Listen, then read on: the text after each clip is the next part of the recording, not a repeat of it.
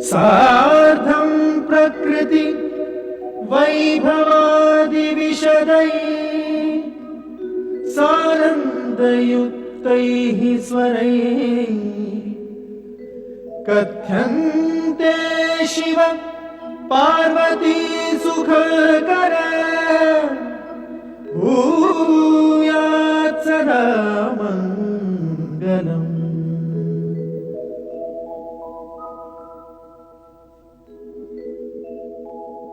आदौ भूतपतिः अऊममिलितो ओंकार व्याहार्यते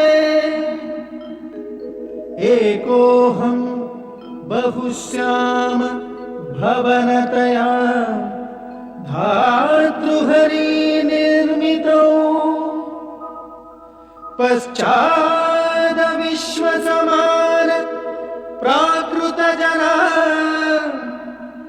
सम्पादिताः शङ्करैः सोऽयं शैव विवाह्यते च प्रकृतिं भूयात् सदा मङ्गलम्।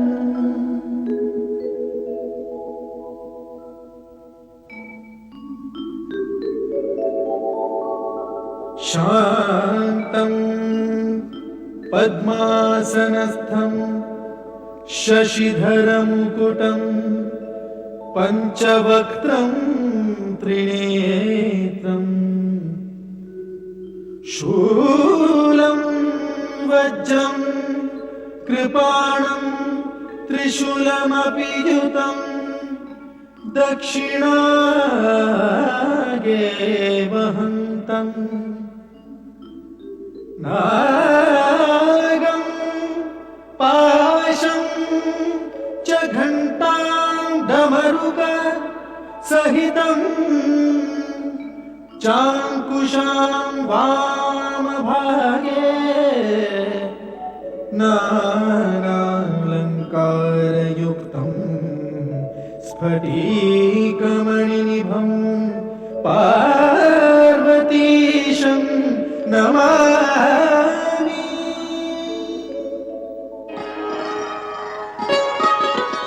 हिमालय राज, कन्यादान की विधि पूर्ण करने के लिए कन्या का पिता वर्षे, उसका कुल, गोत्र एवं पिता का नाम, साथ ही वेद एवं शास्त्र का ज्ञान पूछता है।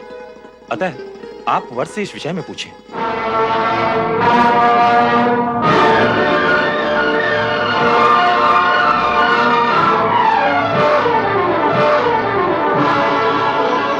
जो आज्ञा गुरुदेव। वरराजा, मैं आपसे अनुरोध करता हूं कि आप कृपा करके अपने कुल, गोत्र, पिता का नाम व ज्ञान के विषय में विस्तार पूर्वक बताएं।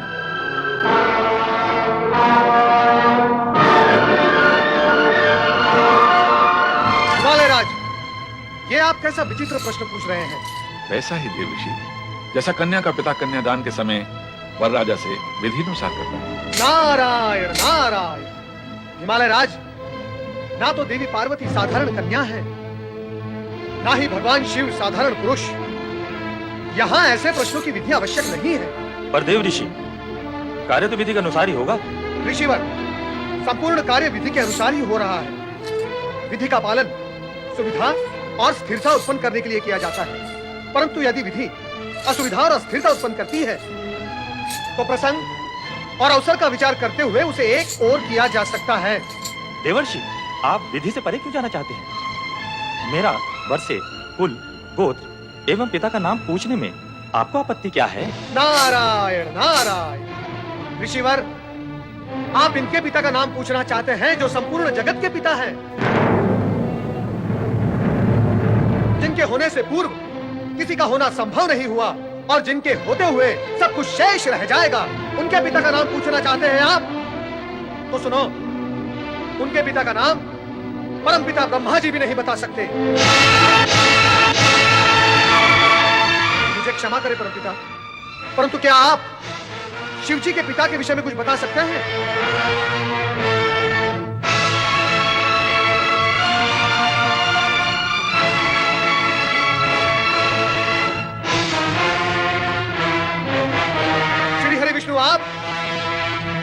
जानते हैं कि शिवजी के पिता कौन थे?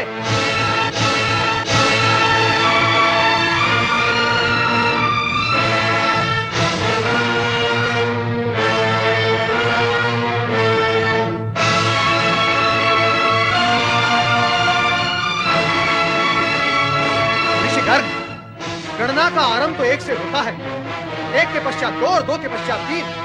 परंतु आप मुझे यह बताएं कि गणना में एक से पूर्व क्या है? बताएं ऋषिवर कि गणना का अंतिम अंक क्या है? परम सत्ता यदि अपने सगुण रूप में प्रकट हुई है, उसका अर्थ यह नहीं कि वो अपनी निर्गुणता खो बैठी है।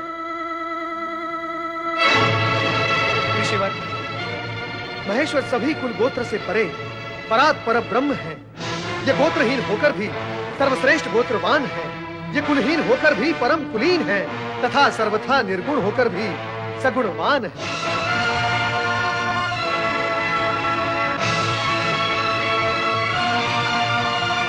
इनसे व्यर्थ के प्रश्न पूछना ही व्यर्थ है। ऋषिवर, तनिक अपनी दृष्टि उठाकर देखिए शिवजी के उस मुखमंडल को, उस तेज पुंज को जिसका न कोई आदि है न अंत है।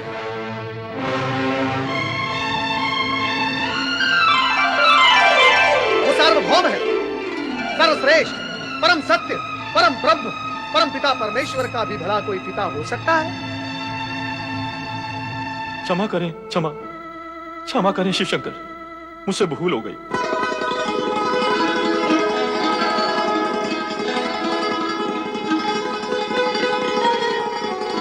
परमपिता ब्रह्मदेव, श्री हरि विष्णु, मैं रीत, विधि एवं औपचारिकता में ये विराट सत्य भूल ही गया था। ऋषिवर, मेरा विचार है आगे की विधि अब आप पूर्ण करें, अधिक विलंब उचित नहीं। अवश्य अवश्य, आरंभ करें।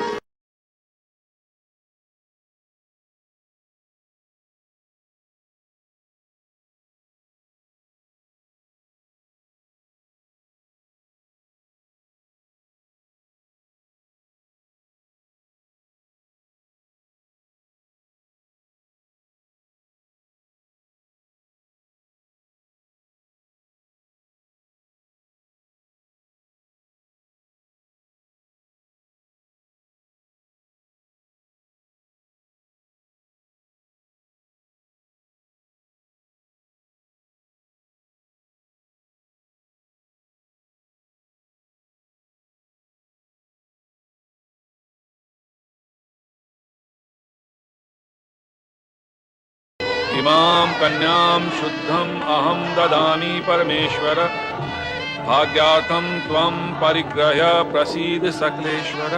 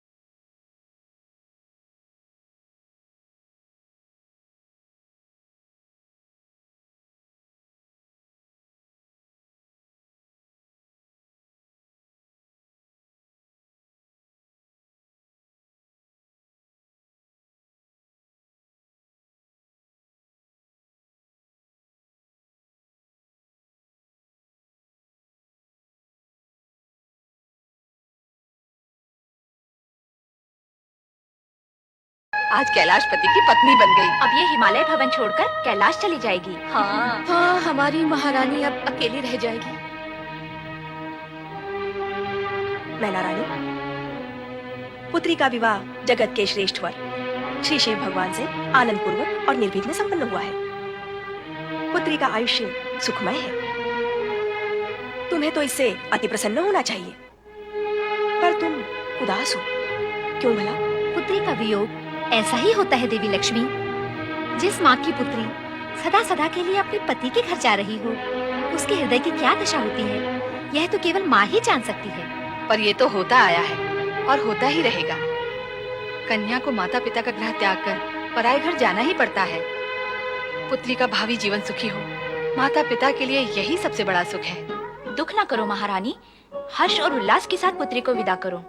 नारायण नारायण नारायण, श्रीमन नारायण नारायण नारायण।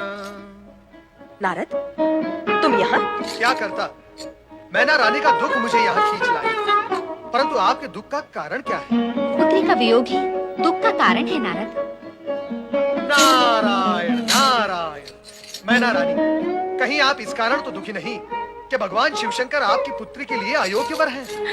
नहीं देवऋषि, नहीं, कदापि नहीं। शिव जी तो संसार के श्रेष्ठ वर हैं। मेरी पुत्री पार्वती उनके साथ सदैव सुखी रहेगी। मेरे मन में उनके प्रति जो शंकाएं थी, उसी कारण मैं दुख पाती रही हूँ। पर अब सब शंकाएं समाप्त हो चुकी हैं देवऋषि। तो फिर तुम दुखी क्यों हो? प्रसन्नता पूर्वक अपनी पुत्री को विदा क्यों नहीं करती? तुम्हें पुत्री मोह है और तुम्हारी पुत्री भगवान शिवशंकर पर मोहित है। विवाह पश्चात तुम्हारे मोह का नहीं, इनके मोह का अधिक महत्व है। अतः मोह त्याग कर प्रसन्नता पूर्वक अपनी पुत्री को विदा करो।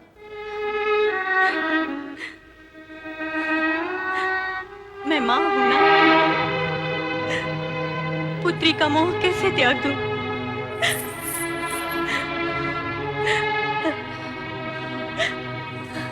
अपने हृदय के अंश को अलग करके विदा करना आसान ही है। मेरी पुत्री,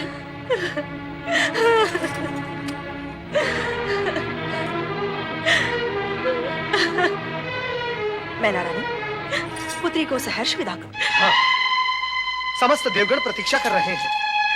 अब बारात विदा कर दीजिए। अब अधिक विलंब उचित नहीं। नारायण नारायण। चलो मैना रानी। आओ पुत्री।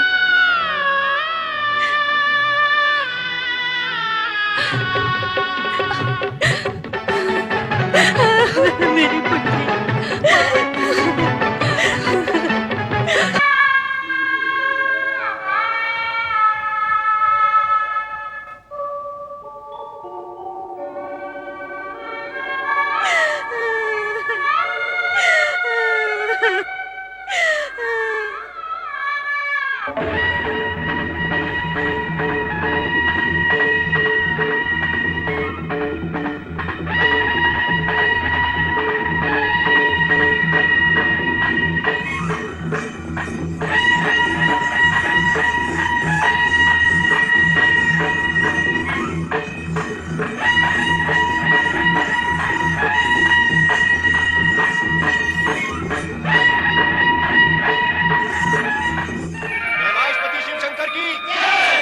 पार्वती की, गौरी शंकर की, राजपति शिव शंकर की।